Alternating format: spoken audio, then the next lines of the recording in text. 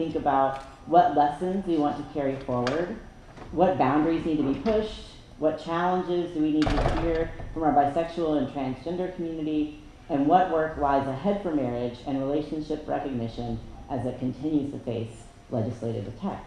So I'm going to pass it over to Allison Amix to be our facilitator for this conversation. Thank you, Alex McNeil. Okay, so I'm Allison Amix.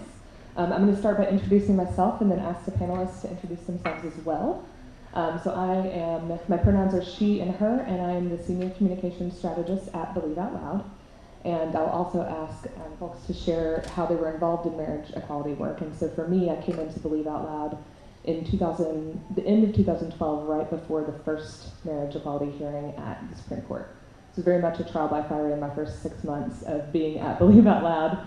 And also I've worked with the team at Believe Out Loud to really push beyond marriage equality, to talk about what's next for our movement. And so it's been really helpful for me to hear from folks about how marriage equality became our central goal of our movement. And that's what we're going to be talking about today. So I'm going to pass the mic for introductions. My name is Bernie Schlager. I teach history and sexuality studies at Pacific School of Religion, and I serve also as executive director of the Center for LGBTQ and Gender Studies in Religion at PSR. My primary involvement in marriage equality movement was in the state of Vermont. I lived there for 7.5 years and was a volunteer with Vermont Freedom to Marry Task Force for 3 years, from 2002 up until 5. Candy Holmes, clergy with Metropolitan Community Churches, where I'm program officer for people of African descent, and also spiritual activist overall, focusing in on healing and also diversity and inclusion. And so my entry point for marriage equality was Proposition 8. In the spirit of transparency, I did not believe I could get married, so I didn't want to get married. And so I didn't want to have something that didn't want me. And so I was very protected and very defended around marriage because I thought it was something that I could never have. But Proposition 8, I saw the injustice around Proposition 8 and could not believe it. And so that was the beginning for me around marriage equality. And then it's a long story around it. I'm not going to go into that in terms of how I got to where I am. But what I will say is that one thing led to another as I began to become more involved with marriage equality and was involved with Maryland and DC when marriage equality was on the ballot in those places, and was the first couple to get married in Washington, D.C. I'm Deborah Johnson. I am a pastor in Santa Cruz, California. And I was very much involved in marriage equality movement, not only in California, but nationally speaking. A lot of the things that you would normally think of in terms of the organizing and all of the rest of that. But where I think I might play a unique role within this panel is that I was involved in a lot of the infrastructure of what it took to get to marriage equality. I was a successful plaintiff in a discrimination case in the state of California that set precedent for the inclusion of sexual orientation into California's civil rights bill. And later on was part of a lawsuit that helped to protect the move to try to remove domestic partnerships in the state of California. And I was also a face of what it meant to be a couple.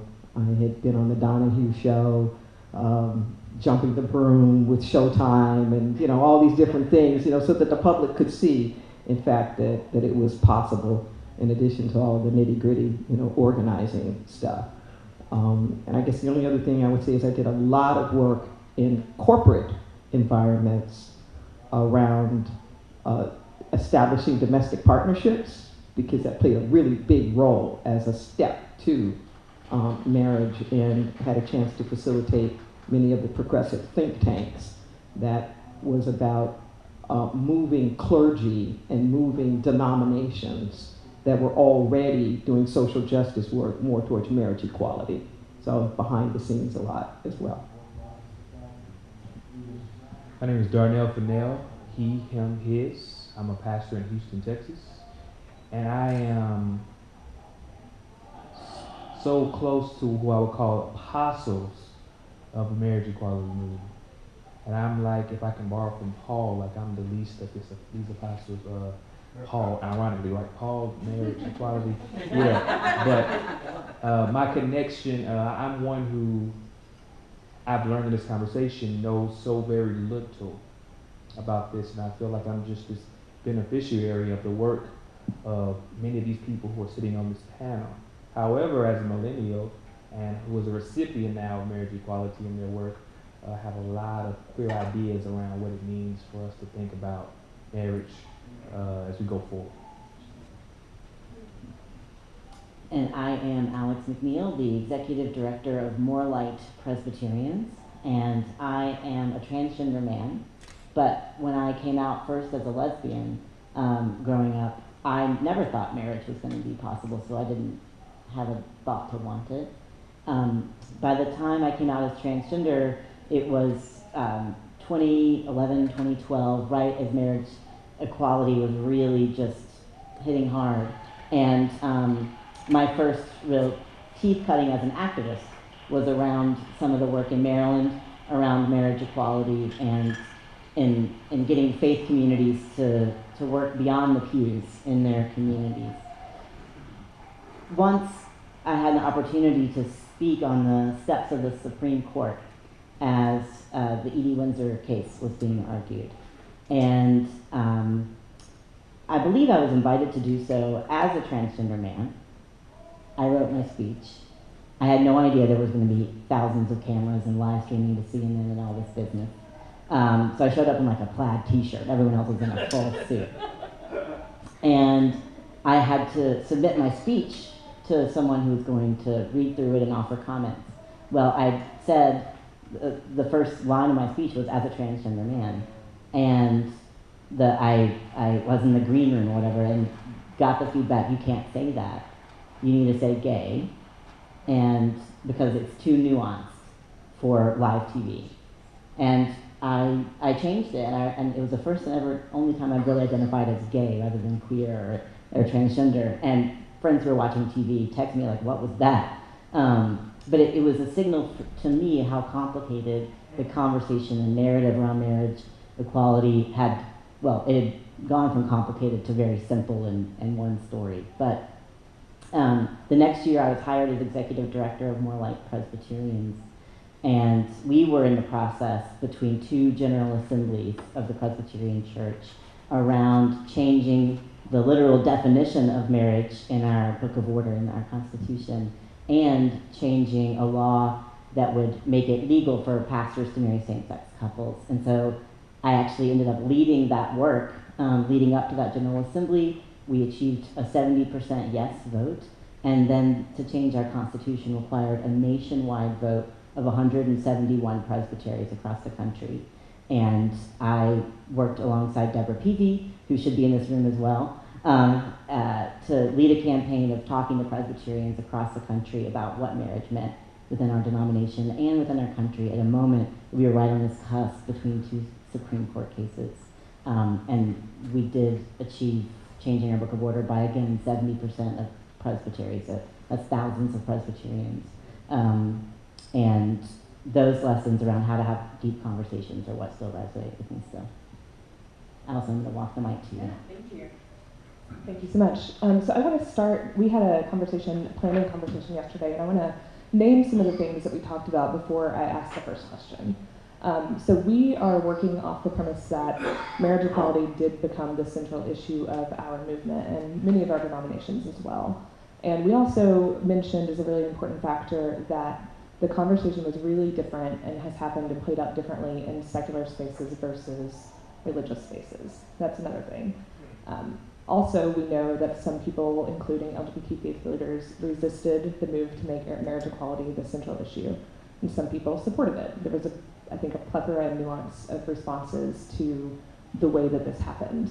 And also, at some point, the word that came up yesterday was gay ink, got a hold of this movement toward marriage, which may have started as something different, And by the time Alex is standing in front of the Supreme Court, it's come to a point that probably no one even imagined when it was becoming the first thing, the thing people were working on. By the time that Gay Inc. got a hold of it, it wasn't just trans people, for example, that were being erased, but somebody also mentioned yesterday that LGBT faith leaders weren't even really wanted in the photo ops. They wanted the ally faith leaders to kind of be the folks who were being our supporters. And so there was a lot of erasure that happened, and so we start from those bases and those premises, and if anybody wants to expand on that, that's great. But that's where we're working from, and our first question is, what factors led to marriage equality becoming the central issue of our movement and or denominations? Who wants to go first? I think, yeah. We nominate Deborah.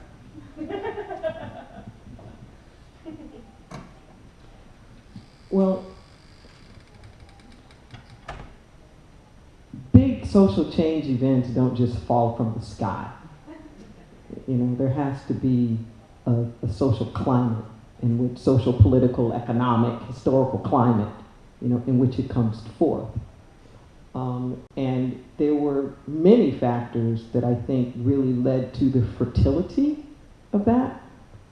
But there's little doubt in my mind that perhaps the biggest factor that was a part of marriage becoming the central issue was actually around AIDS.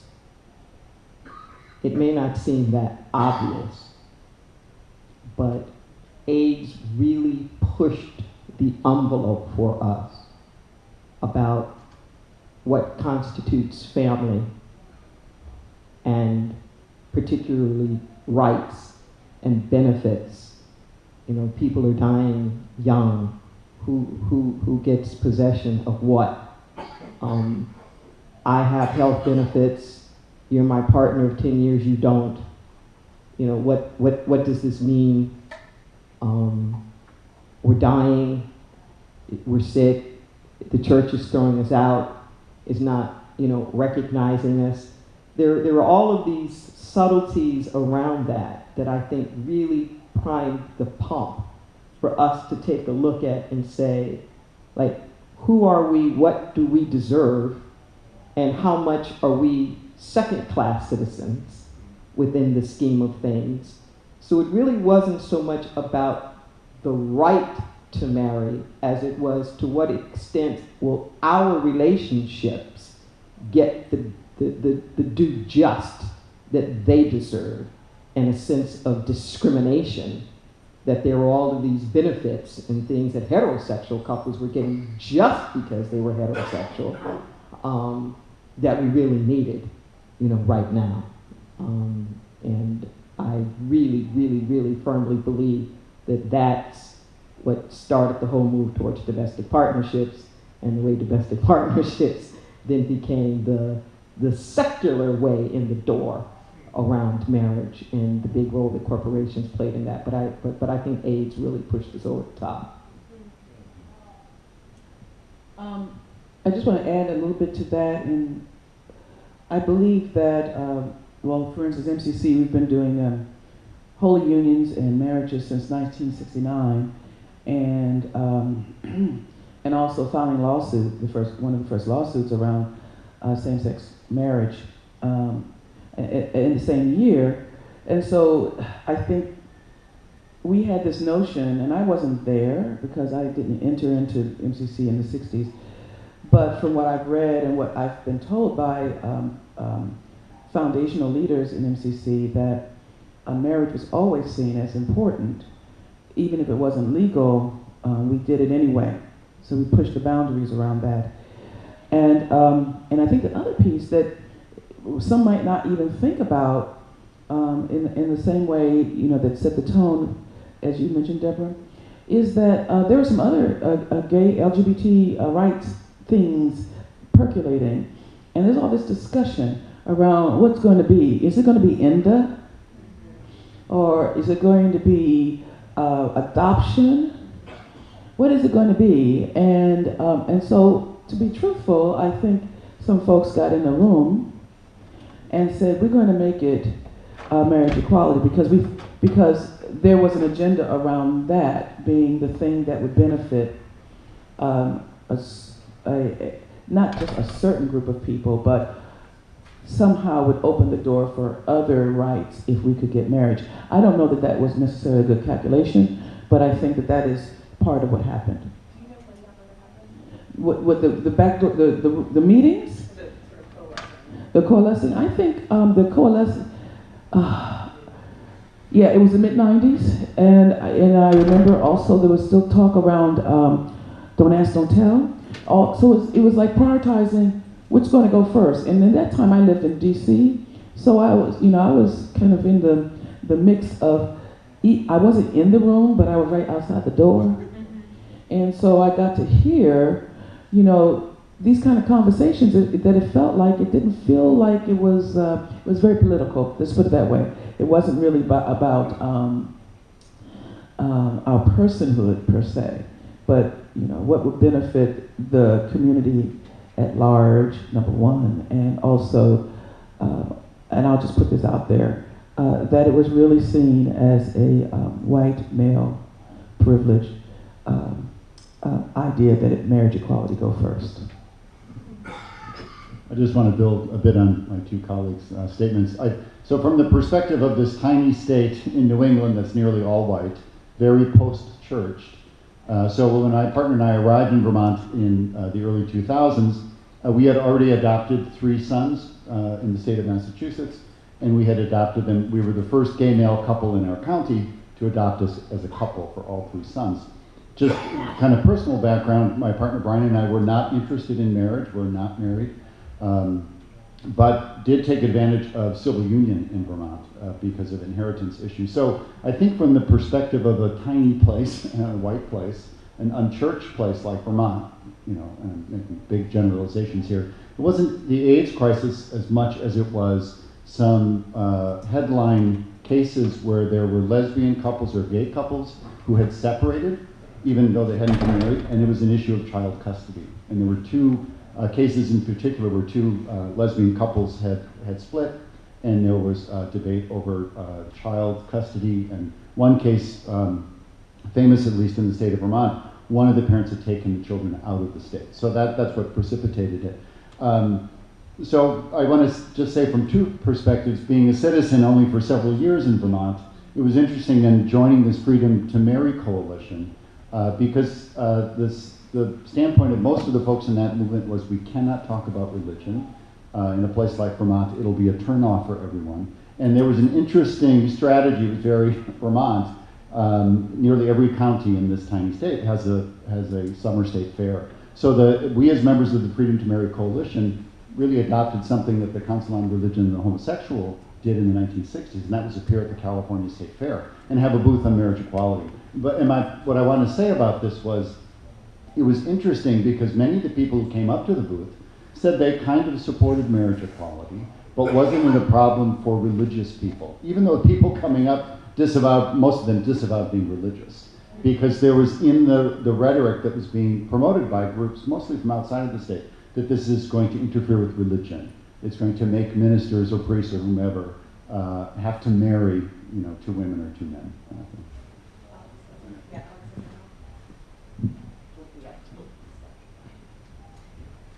I want to speak a bit from denominational policies perspective around why marriage became really important, particularly from the Presbyterian context. I know this is true of other denominational sides. Pastors marrying same-sex couples who are members of their denomination or of their congregation became a really key opportunity for trials and being brought up on charges and potentially being cast out as pro-LGBT clergy. And for us in the Presbyterian Church, it reached a kind of crisis moment where so many folks, including Jamie Spar, who's here, had been brought up on trial because of their faithfulness to folks in their congregation. So I think there's an element of that because marriages are so public, because it happens in a sanctuary or outside, and there's pictures and evidence, it's an easy thing to put on trial, more so even than being an openly gay person around ordination change. I think that's a stickier place to go. So within a denominational perspective, changing standards on marriage was justice so that ministers could actually minister most effectively to everyone in their congregation. So I have more of a question, and that is to circle back around to the late 1960s where you said holy unions and weddings were taking place. And you said it was important. Now this is not speaking to what Bernie just brought up around access to certain privileges. It was important. So I would like to kind of glean from maybe stories, experiences, why it was important outside of those things. So I had my first ceremony in 1983. And it was actually while I was in the middle of that particular court battle that won the inclusion of sexual orientation in our civil rights bill. And at that time, we didn't call it a wedding. We referred to it as a tryst. As tryst, which was a combination of French and German words to meet and trust. But, you know, for all intents and purposes, it was a wedding. I mean, we weren't like kidding ourselves about that. And the reason why it was important was that ritual is important. Now, interestingly enough, I had been anti-marriage. The feminist in me just thought that was the last, you know, heterosexual, patriarchal, you know, blah, blah, blah, blah, blah. Until I met somebody that I really wanted to marry. And really, like, in that way, and was old enough by that time to really kind of see it as possibility. And what I know is that I went back to my African American roots. You just jump the broom.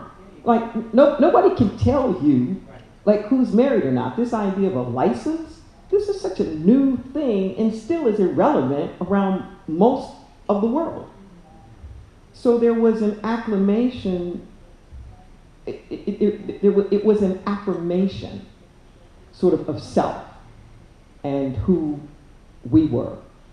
And I truly believe in organizing, you just do it. Like by the time the law catches up with you, it's because it's already the norm. The law never leaves. It comes along and validates what already is. So there was just that sense of, it was important. And even in my next relationship, way before we got legally married in 2008, we had a ceremony in 2000. That was just us in the river, by the riverbed. And just us in front of God in the woods, in the redwoods.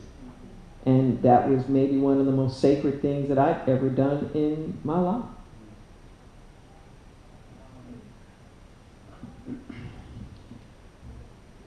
When I mentioned that it was important,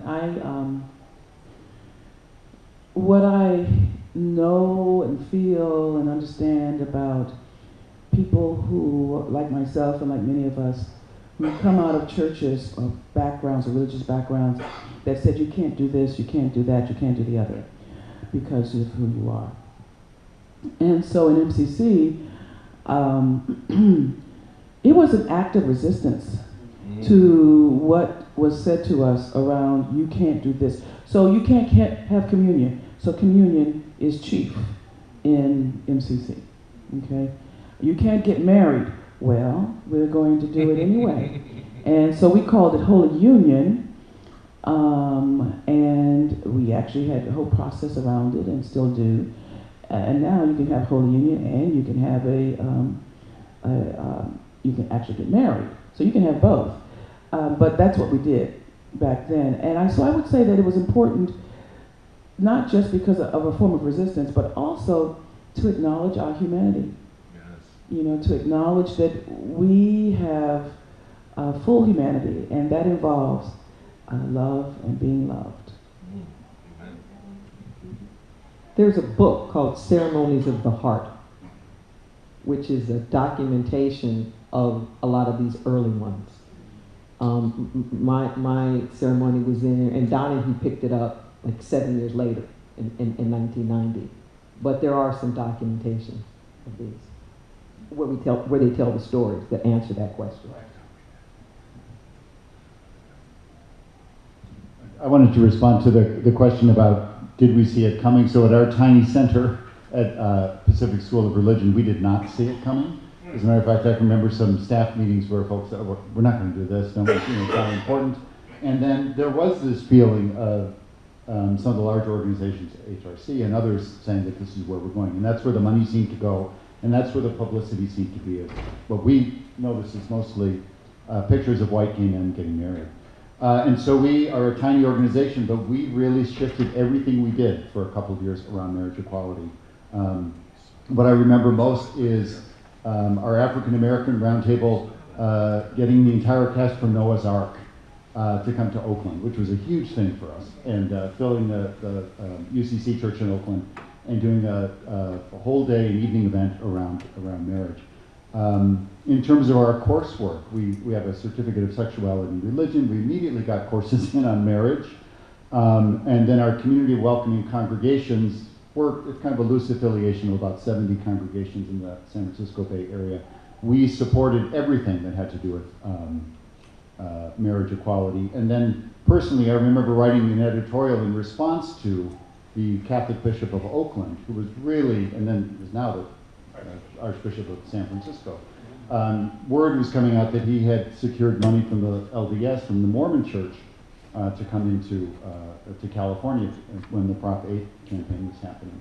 So I remember writing an editorial that then made it to the top editorial page of the San Francisco Chronicle. So everything we did shifted because that was that's kind of what was on the agenda. But I have to say that as a staff, we then became full-throated in our support of it.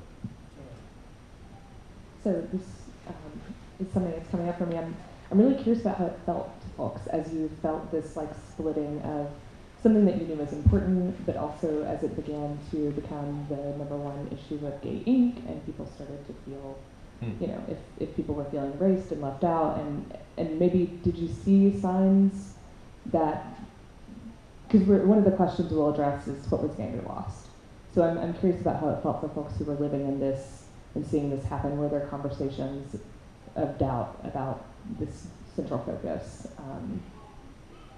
Were those conversations happening, and really how did it feel to be part of that, if you saw the writing on the wall?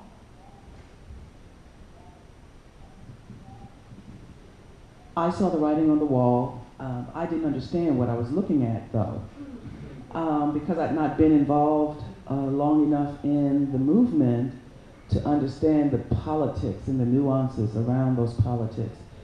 Who gets to be put up front? What's window dressing? Who gets to speak? And who's a spokesperson? All of that, I didn't know any of that. I just knew that I was a clergy person who was interested in being a part of pushing this forward. So I came forward, you know, with that as a sort of a central motivating factor for me. But quickly, I saw the writing on the wall, and the gibberish then started becoming clearer. It was almost as though it just turned into a language that I then was able to read. Okay, white people up front, straight black people next, then LGBT people, then LGBT black faith people.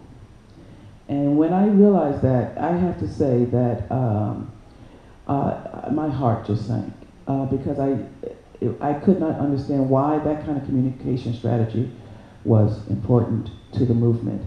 And as I asked those questions, I learned that because we're trying to move the dial, to move the middle, to move those people who are movable, those people all the way on the other side, they're not going to move, but we need to move those people in the middle. So all this communication strategy about how to move people is what, you know, was communicated to me. And I bought that for a little bit, but not for long, because Maryland lost because of that communication strategy. And when they asked, what can we do better when it comes around next time? We said, use faith voices, allow them to be authentic. Use LGBT faith voices, allow them to be authentic. Use Black faith and LGBT voices and allow them to be authentic. And even with you doing all that, it was still challenging because we had to push against, what Gay Inc. wanted. Well, I concur with that totally, and that's why California lost Prop 8. Same strategy, as frustrated as hell during that whole battle. But I have to confess, I went kicking it. I got drafted into the marriage equality movement. I went kicking and screaming. I remember when it very first started, the brainchild of it all was a guy named Evan Wolfson.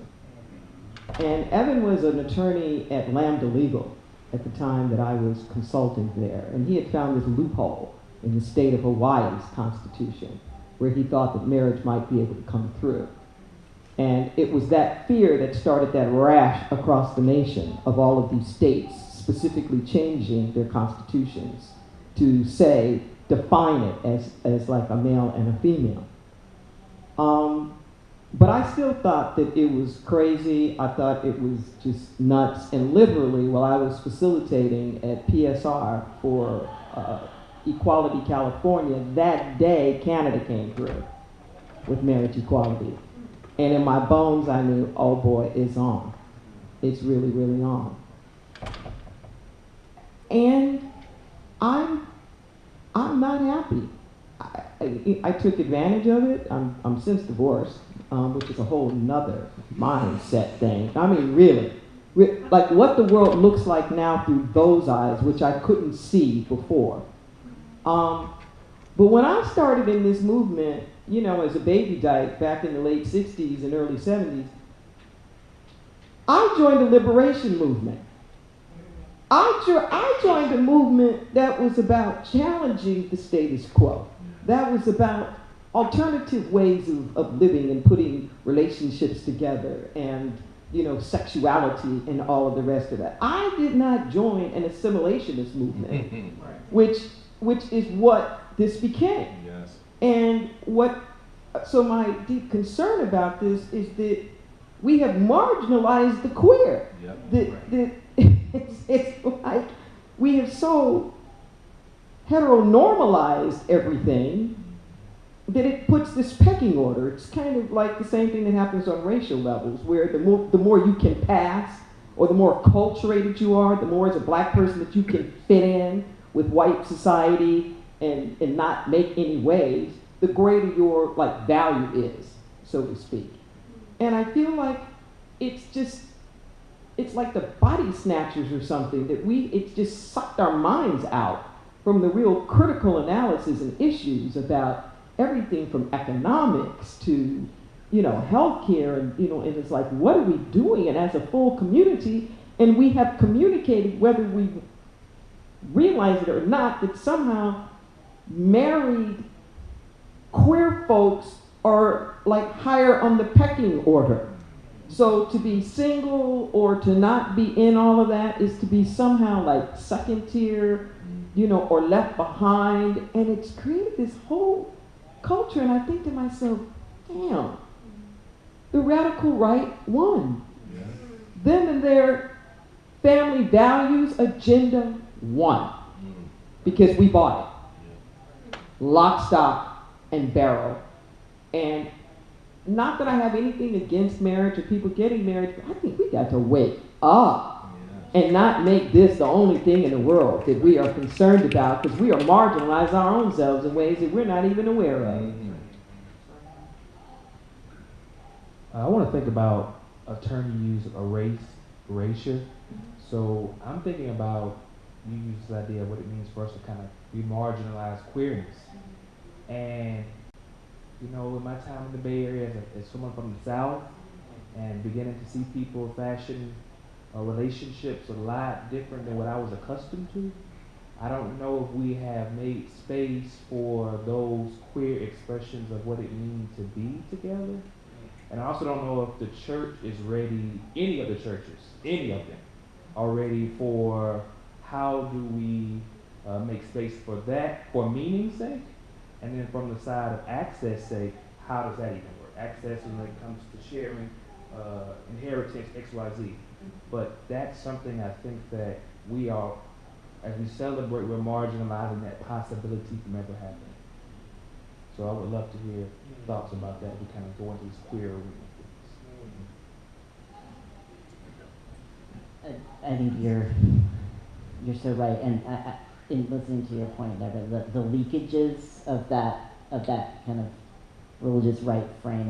I was thinking about the transgender inclusion has been so present around who gets counted and who gets to speak, and let's not even talk about non-binary existence, for example. So I think noticing, I was feeling a call to myself around noticing the leakages of how that has infiltrated the rest of the movement. And to your point, we had conversations with conservative leaders in the Presbyterian Church leading up to this big General Assembly, like different meetings, and every single time they brought up, are you guys going to go after polyamorous relationship recognition after marriage? And I had enough media training to dodge the question, because I'm never going to make some sort of line in the sand for your approval that, we're never going to have polyamorous relationship recognition in the Presbyterian Church. I'm not going to make that claim. But to know that it was so present in their minds, and we see that in so many ways in different arenas, but to have that just be right at the end of a long conversation around relationships and who matters and who the human in church was evidence to me that we have a lot more work to do as a queer movement to expand the possibilities and the conversation. Yeah, this is such an interesting question because, so I'm one of 8 children, and all of my siblings are married. And so when marriage came to be an opportunity, a question of my parents and siblings was constantly, when are you getting married? And it was like, well, we're never getting married. And that created all sorts of consternation and concern. What's wrong? And it was very difficult to try to decide with whom in my family, and my partner also comes from a large family too, we would have the conversation that it really did come down to an issue of monogamy. And so that's a very difficult conversation in my family to have. And to be honest, I never had it with my mother. But with my siblings, I did. And said, we are committed, we are together, but we're not really, we've never felt, and to use Christian language, called to that kind of existence with one another. And it's a dangerous conversation to have, because I know that we have graduates of our seminary who are brought up on charges in very progressive denominations and lose their jobs. Yes. And we had, I was part of an interesting study that was funded by the Wabash Institute to interview seminarians. And there were 2 seminarians who I was in touch with, and they said, I will not be part of any kind of interviewing process because I'm being brought up on charges. So it's a really live issue. And I remember the very first, we had a local program at CLGS, the center at the seminary, called Lavender Lunches when we started. And the very first one we had was on polyamory. And it was a polyamory group from the Unitarian Universalist Association. And I got a call as the program director a week later from someone in Boston from the UUA saying, this really is not a service to us for you to be holding it, something like that. So that was really the wake-up call. It came down to monogamy and non-monogamy, at least in this tiny corner. This is awesome. Y'all are awesome. I was just in a panel on, the morning panel I attended was Decolonizing the LGBTQ Christian Movement. And Haven Heron said something along the lines of, Haven Heron of Soulforce said something along the lines of, when I see something and I can touch it and feel that it's been sanitized and made neat and made clean and respectable, and its standards reflect the dominant culture, that's when I know that it's been colonized. That's what colonization looks like to me. And everything that we just said reeks of that for me, reeks of that definition. this question wasn't on our list, but I'm really curious. What about LGBTQ people in the early movement before marriage equality became the thing? What about our movement for liberation, for sexual liberation? What about that scared people so much that they had to make us neat and make us tidy and colonize this space? What was so scary about us?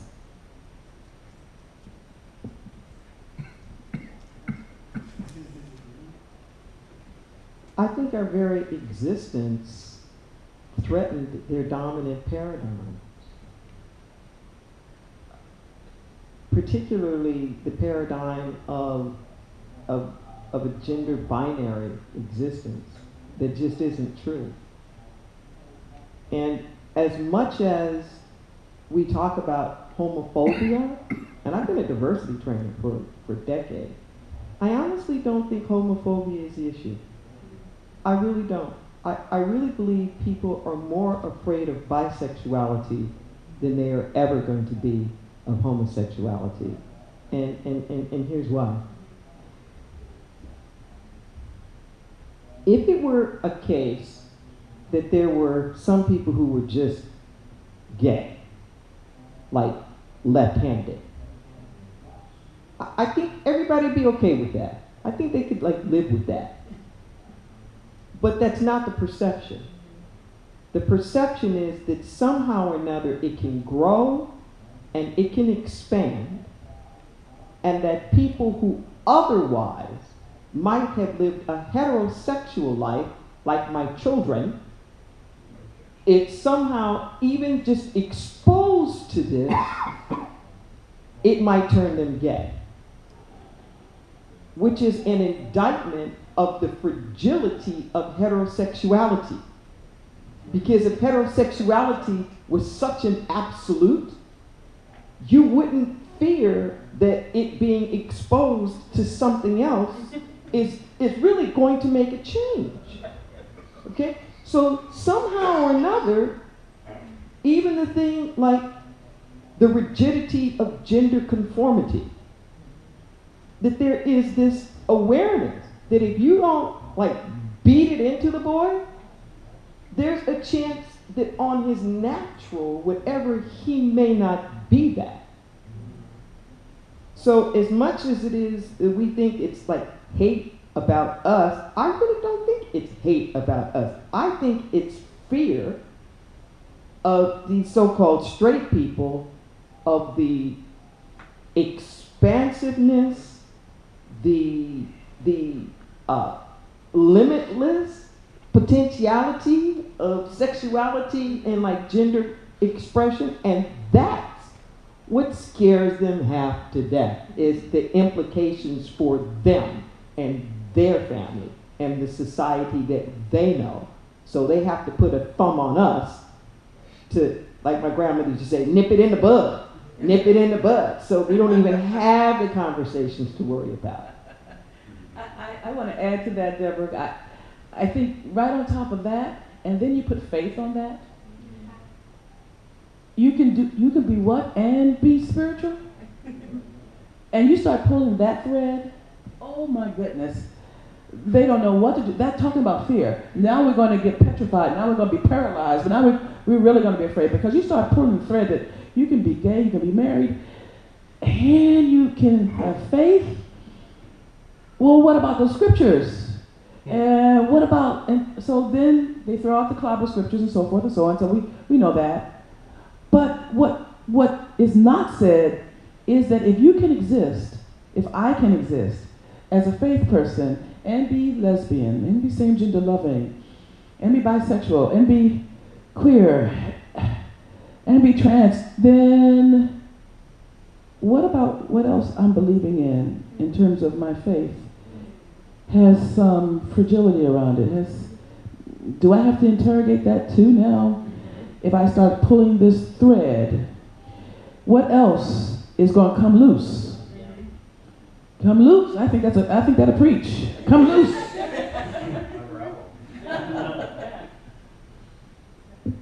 Thank you. So one of our questions was, I'll give you all a couple options because I feel like we've touched on all these. What stories or perspectives are missing from our historical narrative? What was gained and or lost in our movement's focus on marriage equality?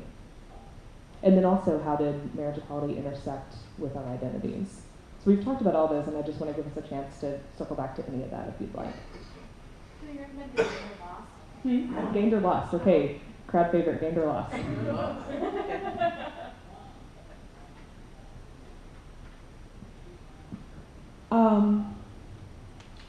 I think something that's gained is that actually wrote these things down because I really thought this through and thought, I don't want to forget.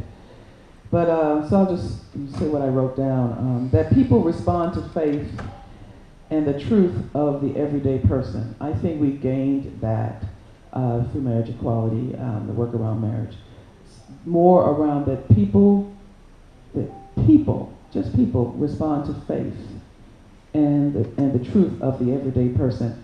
I think we gained that we could work across denominations and culture, but we have to be willing to learn about each other, sharing the work and sharing the historical reporting of who did what. Now I think that's a mixed bag because some of the reporting now that's happening about who did what, now everybody's rushing to, they've either published their book or they've written their movie script or they've done their movie, and it's very interesting to find out, to see who did what in terms of marriage equality. And what was lost, that racial matters are still not seen as central issues that intersect with LGBT issues. I think that's lost. I think it's a struggle to push that forward. And I think also what that was lost is that faith is still seen as not having a major role in marriage equality. And that invisible is the role of LGBT Black faith voices working, not only in the Black community, but across culture lines.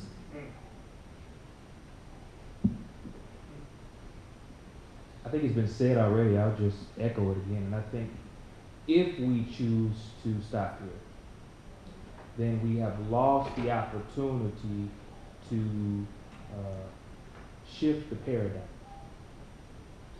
If we, as I learned in the conversation, this idea, Sister Deborah said yesterday, you joined the sexual liberation movement, and this comes of it, right? We glean from that moment in time. I think we're able to shift the paradigm if we don't stop here. Shifting a paradigm on what it means for people to live queerly in the world. If we don't stop here. So if we stop here, we lost that. If we keep going and we keep challenging both the political space and the church, then we have an opportunity to shift a paradigm, which of course said earlier, causes a lot of things to unravel, and perhaps things need to unravel that they may be made again. In a way that all people can live their authentic selves with dignity. One of the things that I believe has been lost but can still be found is a narrative around the innovation of our faith work to shift denominations and religious cultures, and the interaction that played with allowing us to finally win around marriage. Now, Deb Peavy's not in this room, but she should be, because I believe that she is key. She's been key in a lot of marriage work in like Washington and was around in Prop 8. So let me just tell a little story that might illustrate some of the like sine and cosine of the faith work and the secular marriage work. Deb Peavy was hired by More Light in 2008 to help us move a conversation around ordination equality. We had a similar ratification series. Deb had been on Prop 8 and had that loss, but then shortly thereafter started working with us around this nationwide vote. We lost that vote. We started to try and have conversations with people, like what is this model? How do we win this? So we started very late in the game calling people in presbyteries across the country, a model that we learned from the Methodists and Lutherans in some of their work as well, calling people to talk about what is the value of this change in ordination standards. What does that mean for our church? Having this deep relationship work, not just persuasion. So then we lost that. Then fast forward to 2010, Presbyterians again advance another overture, not to delete this negative thing about serving openly as gay or lesbian, but to replace it with this positive paragraph around what actually service to the church can look like and when we're actually looking for an ordination. Deb Peavy again is hired to work with More Light, and this time we're going to do it right. So we start back in the summer, and we had a full year to get this thing passed, 171 presbyteries. Start the strategy of deep conversations, deep relationship building. Every single presbytery has a team. We work. We have conversation after conversation. I participated in that as a volunteer, and it was transformative. And that time we won by about 60%. Then it's 2012, and Deb and Catherine Camposano and all these other folks are working in those 4 critical states in faith, doing work that has been pioneered by the Methodists did it around jurisdictional organizing, and some of the work y'all tried to do, Lutherans have done it, taking that model, putting it in these state-based work. And you know, Candy, you were part of that just as much. Like, hey, we have to put faith first. We can't hide it under a bushel. People need to know. And we have to have deep conversations, not just this surface level, will you vote with us? And I think this tipping point happened because of the interaction that faith work has had with secular organizing, and I think that secular organizing has not recognized that. And I'm more and more trying to name it and claim it, and if people want to argue with me, we can certainly talk about it. But I think to embody more of that position of, hey, we're innovating organizing from the pews to the streets, and to really own that, not just around marriage and beyond.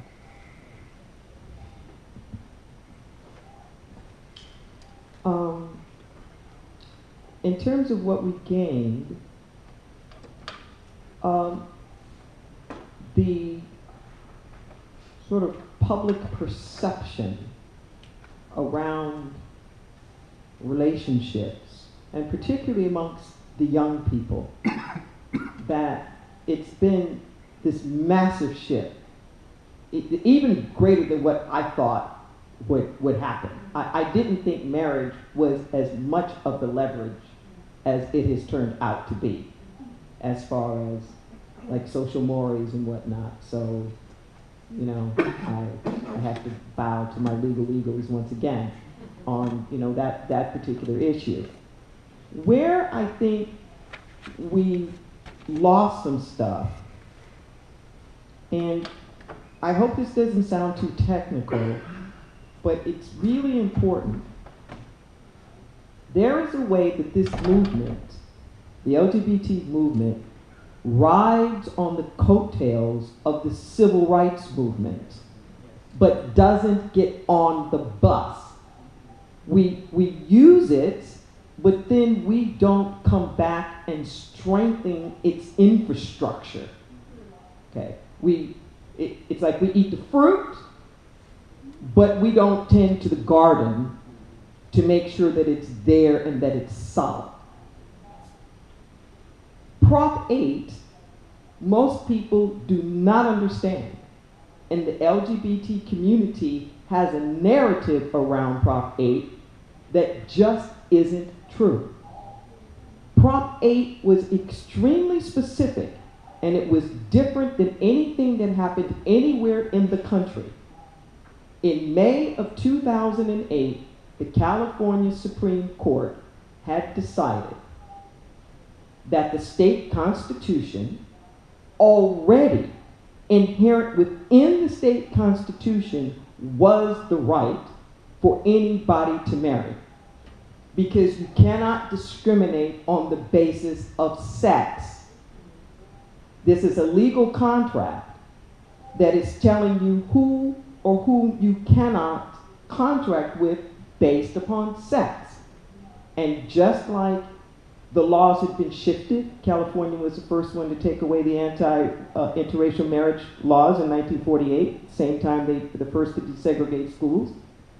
it was the same rationale. You can't tell people who they can marry based upon race. You can't tell people who they can marry based upon sex. So they said it was inherently already there. That's May.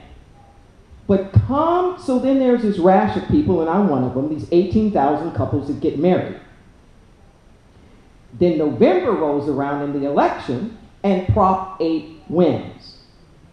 And there was just this whole question then of what about these couples? And what does this mean? Because Prop 8 then prohibited it.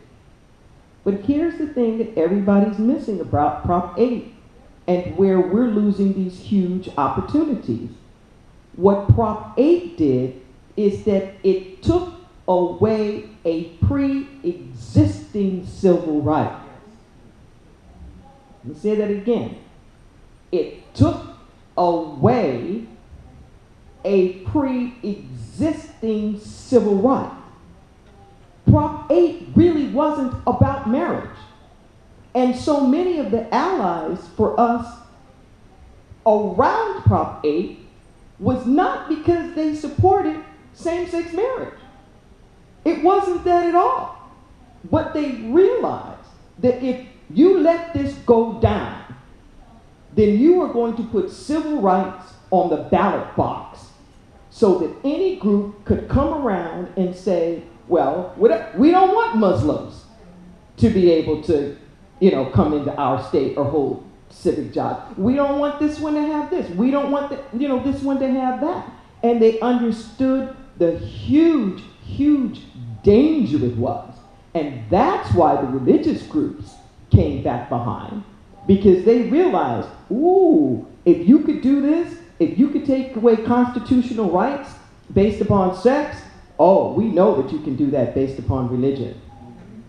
So in a moment like now, when there is so much drama about immigration, when there's so much drama about all these other issues, if we would stand on the principles that we keep winning on, instead of taking Prop 8 as just a win for like gay marriage, it wasn't. There was never a ruling about quote unquote gay marriage on Prop 8. It didn't happen. And the Supreme Court never ruled on it as a matter of technicality because they said it didn't have standing. The state didn't want to support it. And it was like a fringe group who was pushing this through. So it kind of won by default on a humbug. And we have taken it to be this big marriage win, but it wasn't a marriage win. It wasn't that. And I think there is this opportunity here, if we really understood what happened, and if we really bought into those values, then we would take all this muscle and all this might that we have about protecting constitutional rights and speak up for other people's constitutional rights as well, because our pushing through our agenda has been based on all these other movements and the work that they have done. And sometimes you got to pay to the piper. You can't keep making withdrawals without making a deposit. And we have ample opportunity here now to stand up for other people just the way that we've been doing for ourselves. I don't have much to add, although I will say I remember being in graduate school and attending some symposium on the importance of the don't ask, don't tell rules falling. And the lawyer who spoke, she said something to the effect of, it is so important that the largest shadow organization in the United States, the military, if things can change there, things in larger society can change as well. And that was in my mind as our center began to join the work on marriage equality. And yet I'm really interested, to echo what Darnell was saying about kind of where do we go from here, because I'm also, aware of the fact, at least as I read the Christian Bible, marriage is not a high value in at least the words of Jesus that I can recall, or certainly in primitive Christianity. Marriage is not. As a matter of fact, right, it's the opposite, right? They expect you to be the end of the world. And yet it seems to me it's not just that parousia expectation, that there was some other reason why Christians, of course they got married, but that wasn't such a high priority. And maybe this is a very gay, male, white, cisgendered thing to think about, but seems to me that for Jesus, friendship really is what is key and most important and what's most Christian. And that's why I've always liked the work of Kathy Rudy, and I can't remember the name of the book, and she has this interesting, I don't know if I agree with it, but idea that really a primary example of the way in which early Christians interacted, not sexually, but with one another, is to look at queer communities today and the way in which some of us build community and build friendships. Sometimes that has erotic dimensions to it, sometimes it doesn't. But I'd kind of like to think about or explore where we might go from here. Totally support marriage. I think it's been an important gain, marriage equality, as has been, the fall of Don't Ask, Don't Tell. But it'd be kind of not just fun. It'd be important, I think, to think of where we might not only queer it up, but Christian it up, so to speak. So I want to give a little, responding to what Reverend Deborah said, there was, and then I want to open up to questions. So those are my goals with holding the mic.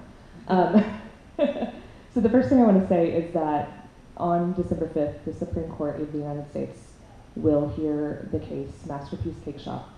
And it is a case from Colorado where a baker at Masterpiece Cake Shop refused service to a same-sex couple. And it was a cake, they were requesting a cake for their wedding. But the thing is that this case is actually not about cake, nor is it about weddings. It's about civil rights. Because what they're saying is that they can deny service to someone based on their sexual orientation because of their freedom of religion. And we know that if that happens, that means people will have grounds to deny service to anyone for any reason, as long as they say that it's a religious belief. And I also want to point out that our opposition, the people bringing forward the case, also know that freedom of religion is maybe not going to be the thing that gets them through, and so they've started to also talk about freedom of expression, freedom of speech. And so not only are they using freedom of religion, they're also talking about freedom of expression, because they're saying that the making of the cake is a expression of creative, of their creative energy. And if you are forced to use your creative energy, then you are violating your freedom of expression. And so I just want to flag that, because this is really dangerous. And it's not about cake. It's not about religion.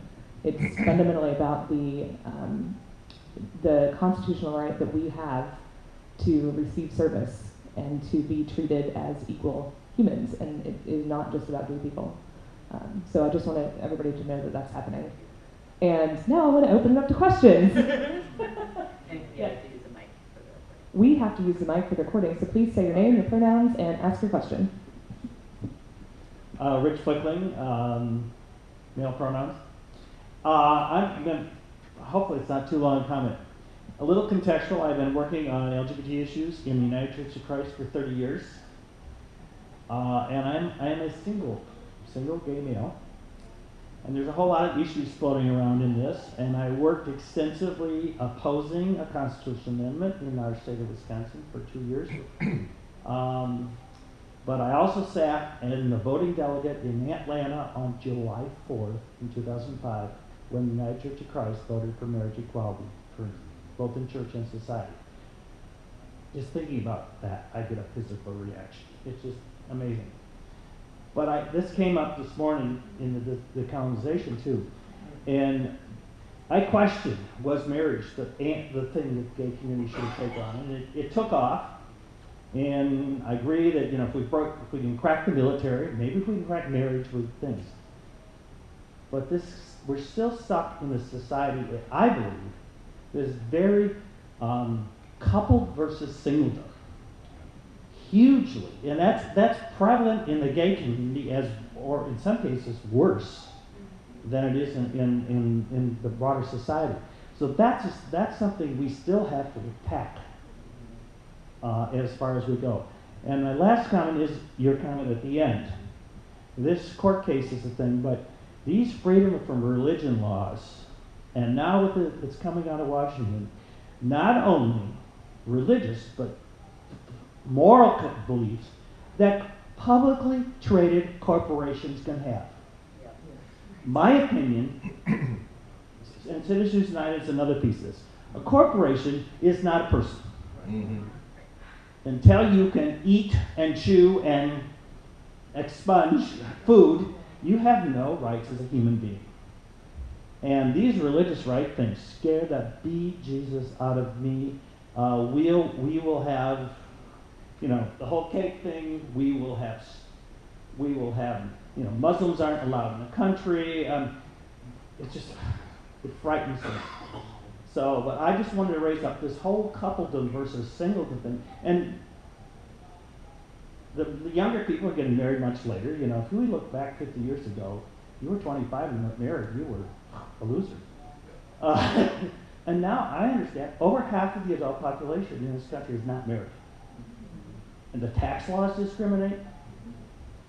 And the war is far from over. Do you panelists want to respond? You want to go to the next comment question? Okay, next question.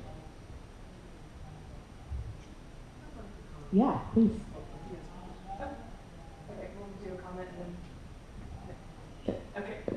Bernie's mentioned a couple of times, like the don't ask, don't tell, and it's come up. I'd like to just put this back into the same context and some of the things that you were talking about, Candy, about who gets to be the face of the movement and who do we align with or don't align with. That if you take something like don't ask, don't tell, it's a perfect example of this. Statistically speaking, do you know who gets dismissed from the military the most? Does anybody know? Women, more so than men, not during the time of war, and disproportionately black and brown women. Black and brown women get discharged from the military more so than anybody else. The black civil rights leaders were ready to stand with the LGBT community on this. Because these are people who get out of the ghetto, they get out of the barrio, they're not getting sports scholarships. Okay. These are women who are getting out of the barrios and the ghettos through the military. They can get GI Bills, they can go to school, they can get loans for houses and all. It is a way of upward mobility. Yes. But we went in there on our own as an LGBT community. Putting white males' faces on it is a thing, and they aren't even the ones who are getting the most discriminated against. And it becomes another one of those opportunities to say, what are we doing? Who's there? Who's the one that's most offended? When are we gonna recognize it? We talked about it before, even AIDS now. 50% in the black male community. But it was 50% 35, 40 years ago. This isn't new. It hasn't shifted, but now it's not a gay disease anymore. It's a people of color disease because it's not affecting the white man. So I think there's a way in which we just up the ante in this marriage equality battle for this same kind of rationale and thinking about who's important, what's important, who gets the mic, who gets to make the decisions, who's valued, who's not. And I think we need to get back to the basics. Oh, absolutely. Yeah, about how we all matter.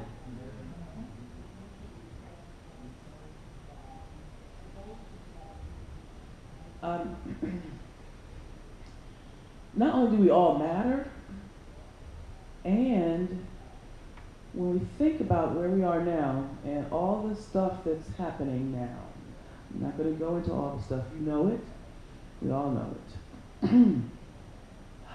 And if we do not stand up with those issues now as LGBT people, whether it's Black Lives Matter, whether it's immigration, whether it's about the dreamers, whether it's about reproductive rights, there's a thread in all of this, and we've already talked about it. It's about human rights, our rights as full citizens. And if we don't learn to do that, then that's a problem. Beyond just a problem in terms of not being a part of the solution, but we're buying into the narrative that we're only single issue people. It's only about us. And that's a problem, because then it's a larger narrative that, I'm just going to put it out there, that only a certain group of people are considered important, and we all are important. I am a black woman, a person of African descent. I also happen to be a same-gender loving woman. I also happen to be a grandmother. I also happen to be a senior. I also happen to be someone on pension. You know, and so all of these things impact me. You can't split me 6 different ways. And so I think it's important for me, even if something, an identity does not fit my category, I should still care about the other identity of someone else and how they're being treated. I think there's a hand over here. This time for real? Yeah, it's not for real. First of all, you can tell by looking at me that I'm an old guy. The beard goes Santa this time of year on purpose. I'm also straight. I'm also white. I'm not really rich, but I admit to being on the upper end of middle class. You know, I'm a person of extreme privilege. You know, I express that in this context as a caveat before I say any more. But I am often frustrated as an outsider, and I don't want to be an insider as far as oppressed minorities are concerned. You know, I really don't. But as an outsider, it is sometimes frustrating for me to figure out where I'm supposed to be and what I'm supposed to think and what I'm supposed to do when I see almost a competition for the status of most oppressed among different groups of people. And I have a sense of duty, of obligation, of caring for usually all of those groups. My question, I guess, after making my little speech is there something that we as a group, and I'm thinking primarily as religious people, as church, in whatever form that is. We're not all Christians here, but we all speak fluent Christian. Those of us who are not, we speak fluent Christian, obviously. Is there something that we need to be doing, something that's actually tangible and doable, that we can, where we can start devoting some energy to helping a broader perspective, so that we can, in fact, find ourselves on the same page as oppressed groups and their allies, if you will, and then actually start accomplishing something that we are not doing at the moment.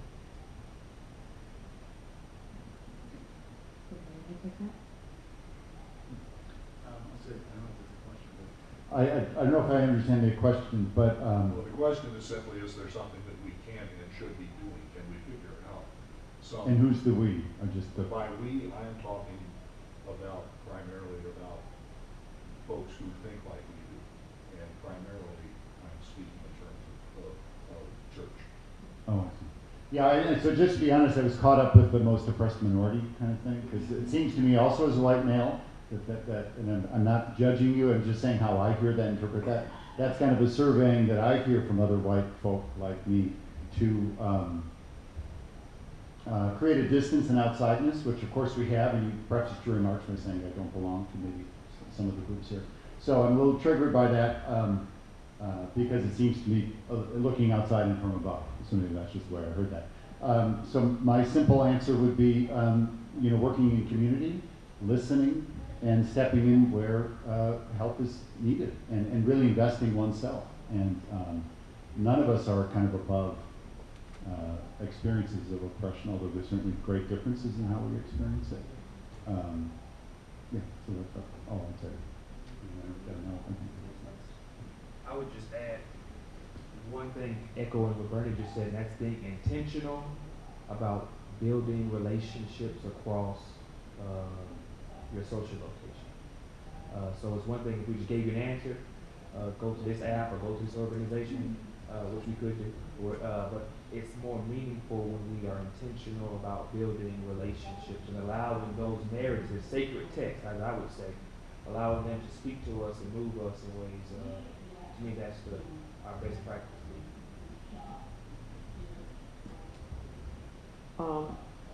I would expand on that, what they both said, and an addendum to that is that we're all in relationship to each other.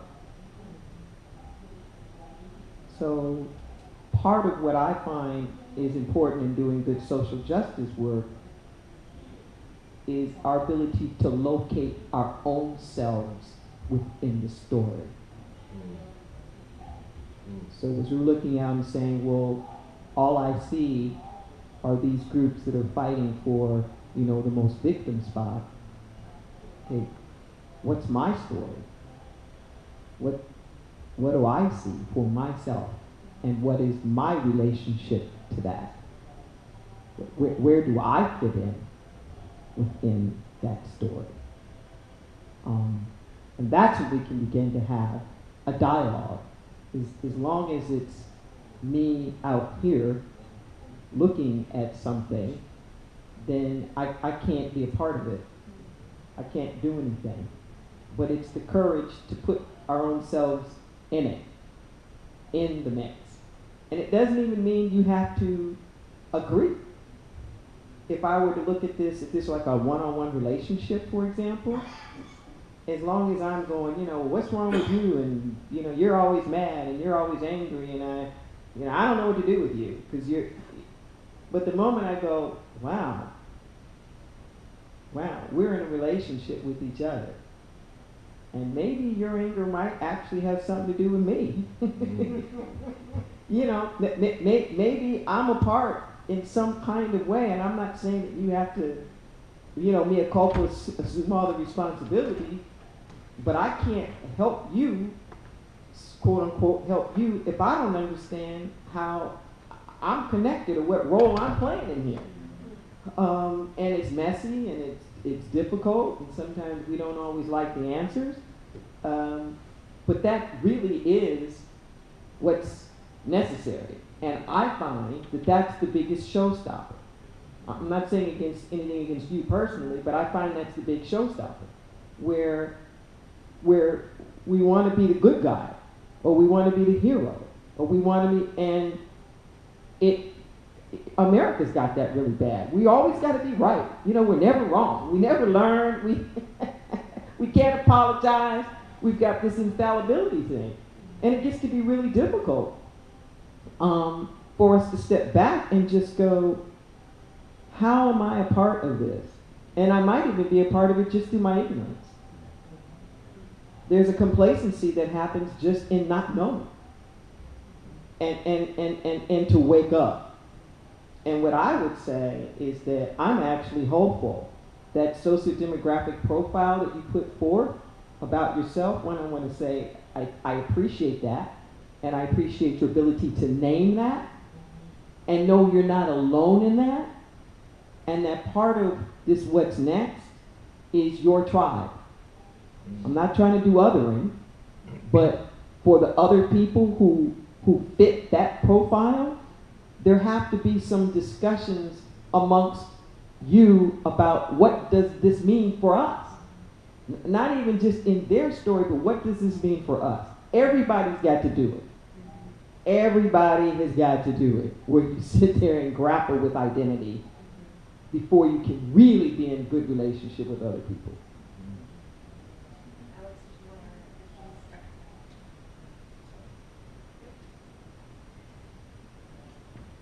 Amanda Nelson, she, her, hers, with Extraordinary Lutheran Ministries.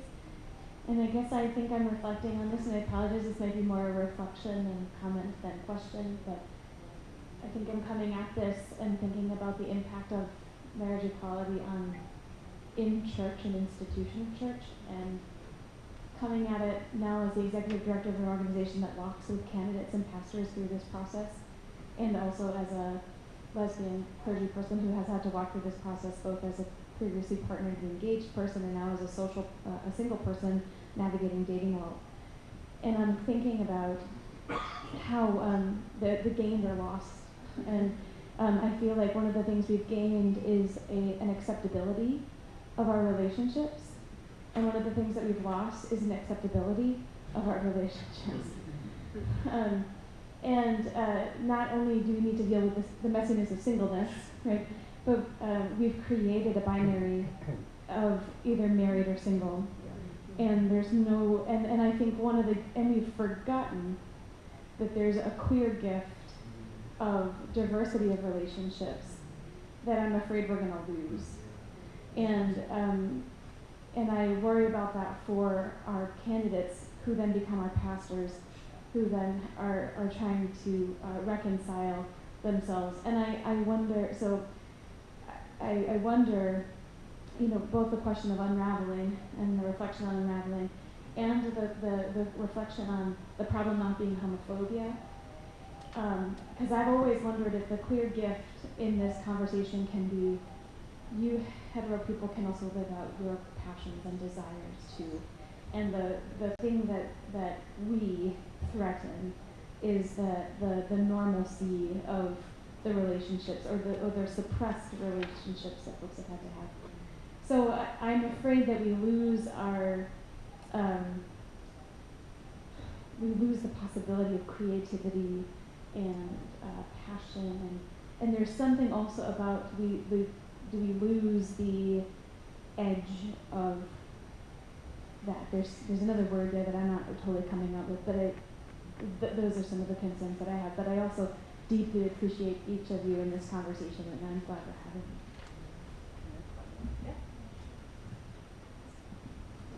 it.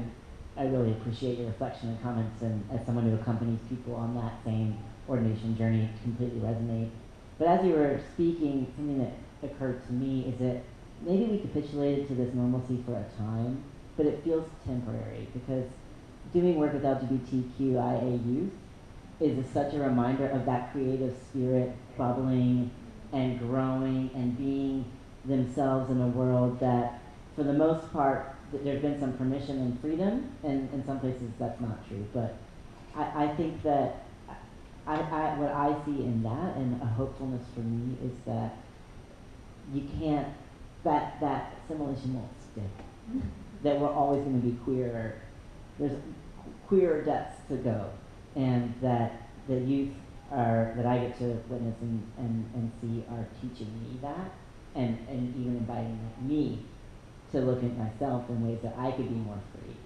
And that to me is a sign that it's not permanent.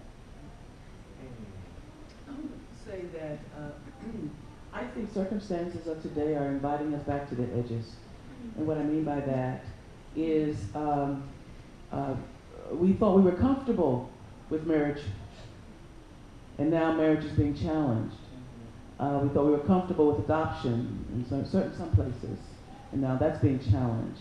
We thought we were comfortable with reproductive rights, and that's being challenged. Voting rights, and that's being challenged. Go on and on and on. Those would be. So I think we'll be invited back to the edges to say we have to go back to being our creative selves, our innovative selves, so that we can continue building on what we've done and going forward. So I would like to have a redo or a do-over. I don't believe that if you're one and done. If you just, okay, we got marriage and hey, but how about this? Yes, we got marriage and we need more. And so to continue to build on it, but I think we have to own what we've done is sort of gotten comfortable and complacent, and why that is, and then saying, and confess that, and just say, you know what, we don't have to stay there just because we got there, but we have to confess it and say, okay, what do we need to do to move forward? And I think that's the innovative energies You know, some of the millennials are inviting us too, but I think also our grandmothers and our seniors are inviting us to say that as we move along on this journey, and some of us are moving into the sunset of our journey, that we still can do things to make a difference. We don't have to stay in those same places of complacency just because we got there, because if we stay there, I think it creates automatic blinders. I really appreciate. Is it Candy? I didn't catch your name. I'm sorry. Good, beautiful, beautiful. Both beautiful names. Yeah, I like both. I really appreciated the way you framed what you said, and I agree. I think we're not. If we take marriage or other things as a destination, I think there is a problem for us queer people in that we lose creativity, because part of the creativity that I think we have, to amalgamate all of us, is in the destabilizing instability that we give to institutions, which is frightening, but it's also where some of our most powerful edge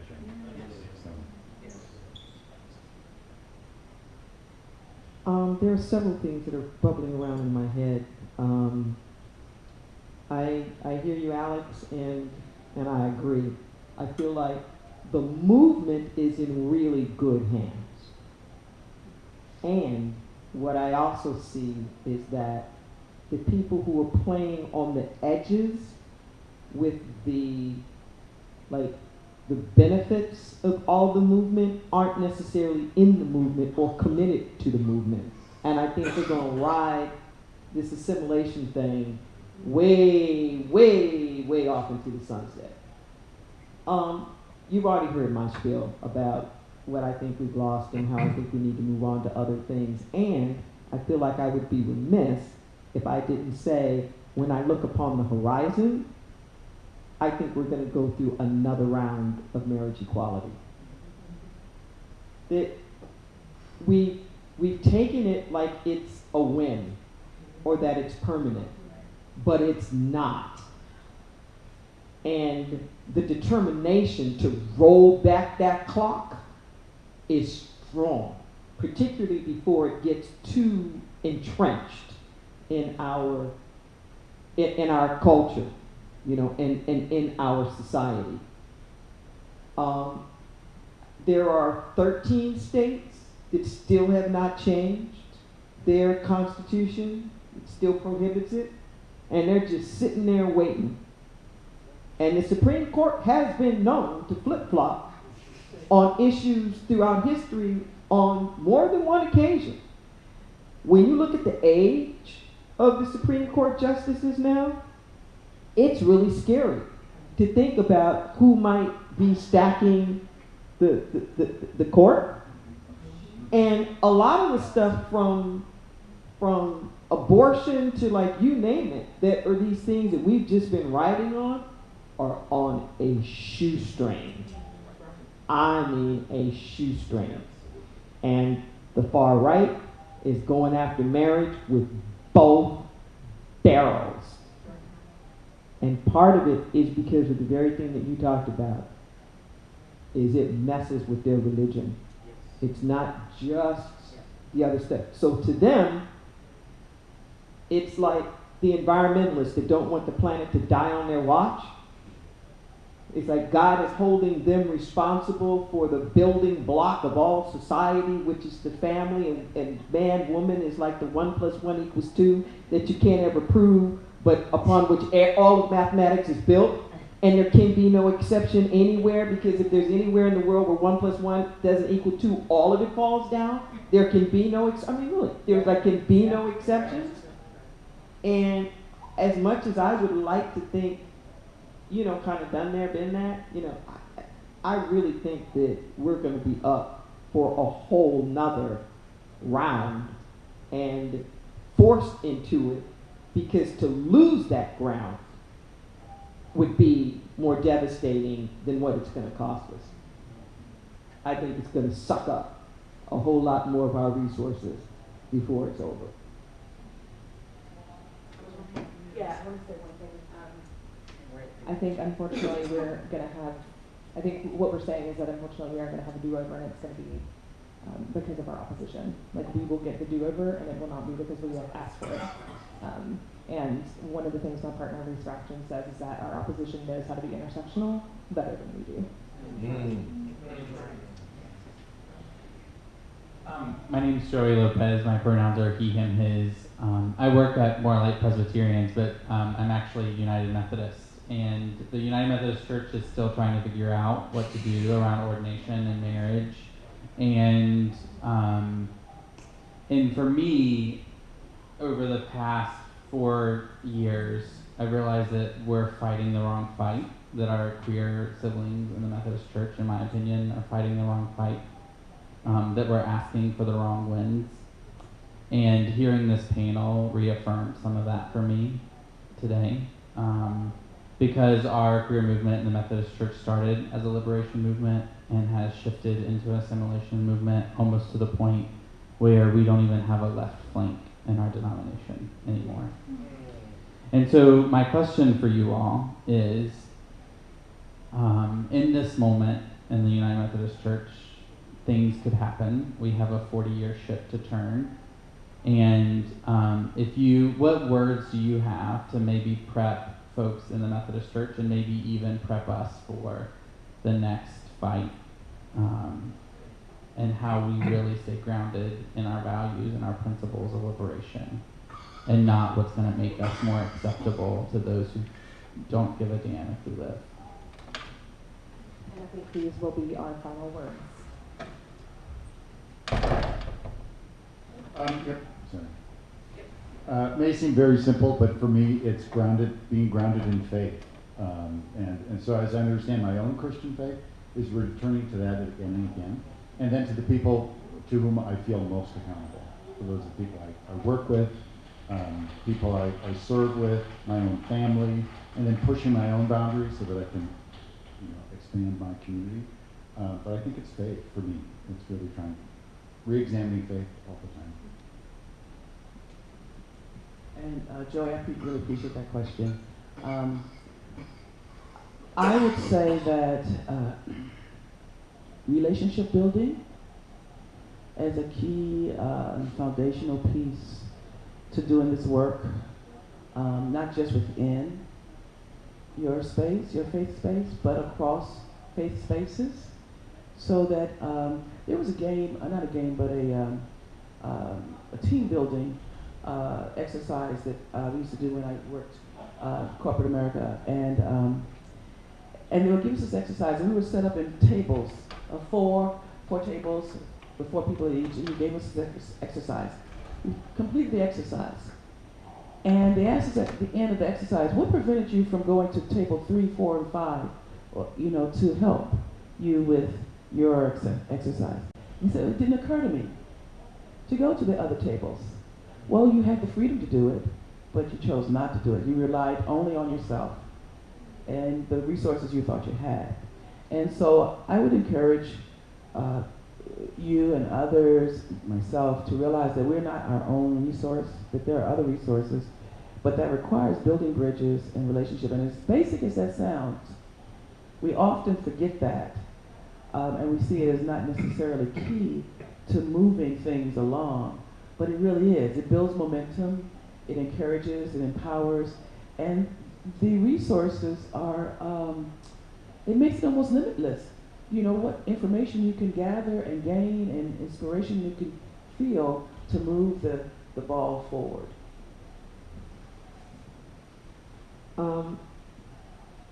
One of my favorite organizing principles I learned from my mentor, Dr. Michael Bernard Beckwith, is that pain pushes until vision pulls. Pain pushes until vision pulls. And that spend more time developing a vision about where you want to go. Otherwise, when we're just pushed by pain, we are reacting to somebody else's agenda, and we're not really responding in a way that's moving forward. And the effort that it takes to spend that time figuring it out, not just about what we don't want, but ultimately what we do. And the more energy that you put towards that, you start moving in that direction. because you get more of whatever your energy, wherever you put your energy.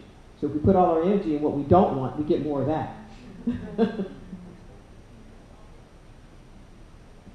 I would add to that, thinking of vision as pulling, and where do you want to go? You mentioned about, this idea of, are we going to be a movement of liberation? You talked about kind of the left no longer really existing. I think that it's important, thinking about the pulling of the vision is to continue to center the voice of the margins, because this movement is already a marginal movement. But what does it mean when those on the margins have shifted so that they have no longer listened to who are among the margins in the margins?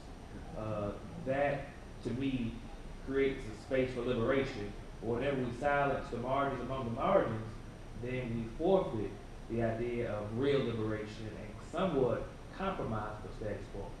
So I would say, I believe those people certainly exist, but it's making space for those who are on the margins of the margins to name and vision that they may pull to something that is amazing and great for all people. I think the place that I've been really wanting to own in my own thinking, and as an example in the work that we do, is to really notice when binaries show up. Binaries of it's either this or that, yes or no, you can or you can't. And in my own thinking, how those binaries show up to a move of embracing fluidity and the unknown, and being really present with the unknown and what is unknowable in the mystery. I think it's to the heart of our faith. And I believe that as a movement, if we can sit with that more, that it does lead to this transformation that no one else can take away. And that's my hope for whether we're working in a queer Methodist space or whether we're trying to deal with what's next on the social agenda, that vision can be something that we feel called to sit with. Thank you.